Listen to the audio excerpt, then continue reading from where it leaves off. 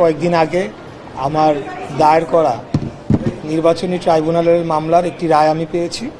তো সেই রায়ের পরবর্তী পদক্ষেপ কি হবে এবং কিভাবে সেটিকে কার্যকর করা হবে সেটি আলাপ করার জন্যই আমি আজকে আমাদের মাননীয় সিসি মহোদয়ের সাথে দেখা করতে এসেছি। এটাই, আর কিছু না। না, এটা না, এটা আর কিছু। পরবর্তী কার্যক্রম বলতে আসলে কি বুঝিয়েছেন?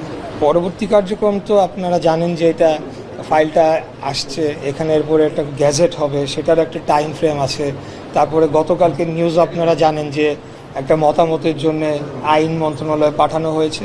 তো সেটারই একটা ফলো আপ আমাদের ইন্টারনাল ডিসকাশন বলেন, বা আমি যেহেতু এখানে মূল ছিলাম, বাদী ছিলাম, আমার তো একটা এই যে কী হচ্ছে সেটা আপডেট নেওয়ার একটা বিষয় থাকে, সেগুলোর জন্য আর কি।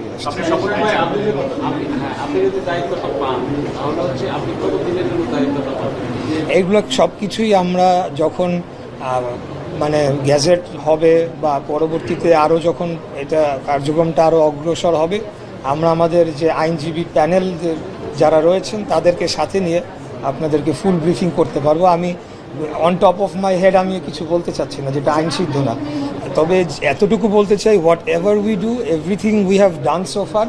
প্রত্যেকটা বাংলাদেশের যে প্রচলিত আইন রয়েছে, স্থানীয় সরকারের যে আইন রয়েছে, প্রত্যেকটি স্টেপ ফলো করে এবং আদালতের কোর্টে এটা হিয়ারিং করে সাক্ষী শুনানি সহ সমস্ত যাবতীয় কিছু সম্পূর্ণ আইনসিদ্ধভাবে করা হয়েছে। এখানে একটা অপপ্রচারের জবাব আমি আপনাদের মাধ্যমে দিয়ে দিতে চাই। অনেকে প্রশ্ন তুলেছে যে এখন কেন, এত বছর পরে কেন, বা এটা এমন না যে ওয়ান ফাইন মর্নিং 5 তারিখ অগাস্ট 5-এর পরে আমার মনে হয়েছে আমি কোর্টে গিয়ে একটা রায় লিখিয়ে নিয়ে এসেছি। এই মামলাটি কবে করা হয়েছে আপনারা খোঁজ নিলেই জানতে পারবেন। এখানে একটা টাইম ফ্রেম থাকে যে 30 দিনের মধ্যে অভিযোগ দায়ের করতে হয় ইলেকশনের ডেটের। সেই 30 দিনের মধ্যেই করা হয়েছিল। সকল এভিডেন্স, সকল সাক্ষী, সব কিছুই আমরা কোর্টকে দিয়েছি এবং বিজ্ঞ কোর্ট সেখানে দীর্ঘদিন, আপনারা জানেন যে বিগত 5 তারিখের আগে আসলে বাংলাদেশে আইনের শাসন ছিল না। এই মামলার নিয়ম হচ্ছে 180 দিনের মধ্যে এটার নিষ্পত্তি করতে হবে। কিন্তু যেহেতু আইনের শাসন ছিল না এবং আমার অপোনেন্ট যে ছিল তাপস, সে সরাসরি কোর্টে হস্তক্ষেপ করত এবং আইনকে প্রভাবিত করে সে এই মামলাটিকে বহুবার বাতিল করানোর চেষ্টা করেছে। এমনকি কোর্টের যারা এইটার দায়িত্বে ছিল এই ট্রাইব্যুনালের, তাদেরকে হুমকি পর্যন্ত দেওয়া হয়েছে, কিন্তু কোনো সময় আমরা কিন্তু ব্যাক আউট করি নাই।